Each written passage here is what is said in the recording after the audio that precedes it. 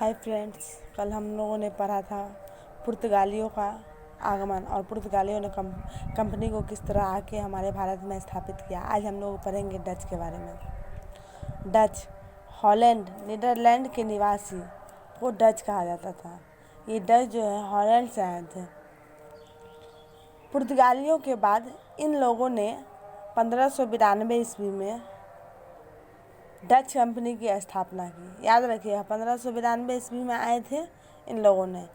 इन्होंने Dutch east India company को gentleman 17 भी कहा जाता है, क्योंकि 17 लोगों ने आके यहाँ स्थापित किया था, इसलिए जेंटलमैन 17 भी कहा जाता है। 1595 में पहला डच यात्री हाउटमैन भारत आया था। यहाँ से व्यापार धन संपत्ति ले कर वापस गया। जब डच यहाँ आया था भारत में तो बहुत सारे धन संपत्ति को लेके गया। उसके बाद 1602 ईस्वी में जोहान वान ने डच ईस्ट इंडिया कंपनी को स्थापित किया। पहले कौन आया था? हाउटमैन ने। दूसरा कौन आया था? जोहान वान ने डच ईस्ट इंडिया कंपनी की स्थापित किया। उसके बाद 1605 ईस्वी में आंध्र प्रदेश के मसूलीपट्टनम में स्थापित किया। ठीक ना, डच लोग फिर आंध्र प्रदेश के मसूलीपट्टनम में स्थापित किया। डच लोग सूती वस्त्र और मसाला में अधिक रुचि रखते थे। इस समय मसालों के द्वीप को ईस्ट इंडीज कहा गया था। ठीक है। डचों को बाहर निकालने के लिए अंग्रेजों ने पुर्तगालियों से मिलकर युद्ध किया। वो थे बेदरा का युद्ध। याद रखिएगा, क्योंकि ये हमें पूछता है ये क्वेश्चन 1759 ईस्वी में बेदरा का युद्ध हुआ था। ठीक ना। अंग्रेजों ने डचों को पराजित किया और डच लोग हमेशा के लिए चले गए। ठीक है फ्रेंड्स, अब आगे जानेंगे कि फिर अंग्रेज लोगों ने अपना सत्ता स्थापित किया भारत में।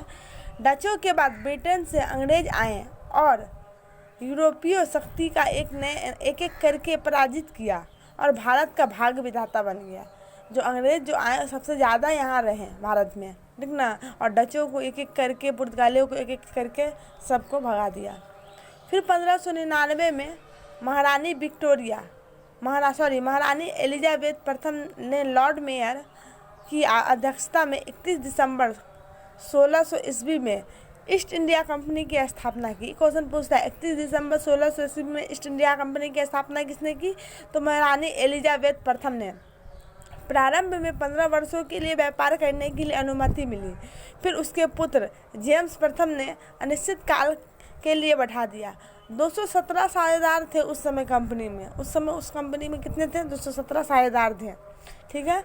आगे हम जानेंगे ईस्ट इंडिया कंपनी की स्थापना हुई तो भारत का बादशाह अकबर था। माने जब ईस्ट इंडिया कंपनी की स्थापना हुई हमारे भारत में तो उस समय कौन था हमारा भारत का बादशाह? अकबर था। माने उस समय अकबर का शासन था। 1603 ईस्वी में एलिजाबेथ प्रथम की मृत्यु हो गई। उसके बाद जेम्स प्रथम ने ब्रिटेन का शासनकाल जो 1608 में जहांगीर के दरबार में कैप्टन हॉकिंस को पत्र लेकर भेजा।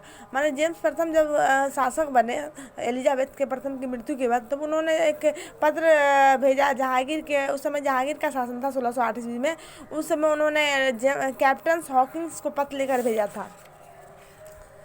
कैप्टन हॉकिंस फारसी भाषा के बहुत बड़े जानकार थे। जहांगीर ने इसे 400 का मनसब और खान की उपाधि से सम्मानित किया। जहांगीर से खान की उपाधि की सम्मानित किया। ये क्वेश्चन पूछता है खान की उपाधि से किसने सम्मानित किया, किसको सम्मानित किया? तो कैप्टन हॉकिंस को जहांगीर ने किया। अंग्रेजों ने अपनी पहली फैक्ट्री सूरत में स्थापित किया। दक्षिण भारत के मसूलीपट्टनम में 1611 में स्थापित किया। मैंने पहले उन्होंने सूरत में हम बताए थे ना आगे कि पहले सूरत में जाकर स्थापित करने की कोशिश की, लेकिन वहाँ उससे मना कर दिया। इसके बाद उन्होंने 1611 ईस्वी में मसूलीपट्टनम में, भारत के दक्षिण भाग मसूलीपट्टनम में स्थापित किया। 1633 में उड़ीसा के बालासोर में स्थापित किया। उसके बाद 1651 में बंगाल में हुगली तथा काशी में स्थापित किया। फिर हमारे यहाँ सर थॉमस रो को भेजा गया, जो जहांगीर के दरबार में केवल 3000 रुपये वार्षिक कर के बदले सभी क्षेत्रों में व्यापार करने की अनुमति प्राप्त की। इन्होंने 3000 रुपये के बदले क्या की? सभी क्षेत्रों में व्यापार करने की अनुमति प्राप्त की। फिर अंग्रेजों ने भारत में अपना विस्तार करना शुरू कर दिया। उन्होंने सबसे पहले 3 जगह विस्तार किया, मद्रास, मुंबई, कलकत्ता। ये 3 जगह जो है उन्होंने विस्तार किया। यहाँ देखते हैं हम लोग मैप में, ये हमारा दक्षिण भाग है भारत का। पहले यहाँ कलकत्ता में उन्होंने अपना ये स्थापित किया, उसके बाद उन्होंने अपना ये मुंबई में, उसका सॉरी उसके बाद उन्होंने मुंबई में किया, उसके बाद उन्होंने मद्रास में किया, ठीक ना। इस तरह हमारे भारत देश में ज़्यादातर जगह पे उन्होंने अपना व्यापार स्थापित करने की कोशिश की। उसके बाद उन्होंने क्या किया, ये जगह कुछ जगह जैसे तीन जगह 4 जगह उन्होंने किलाबंदी कर दी। किलाबंदी मैंने कर दी, तो उसका नाम भी है कलकत्ता। देखिए यहाँ हम देखते हैं फोर्ट विलियम्स कलकत्ता में, ये किलाबंदी का नाम है। फोर्ट लुई पुडुचेरी में, और सेंट फोर्ट जॉर्ज मद्रास में, ठीक है। ये तीनों प्रेसिडेंसी के रूप में विकसित हुआ। इसी तरह सभी घेराबंदी किया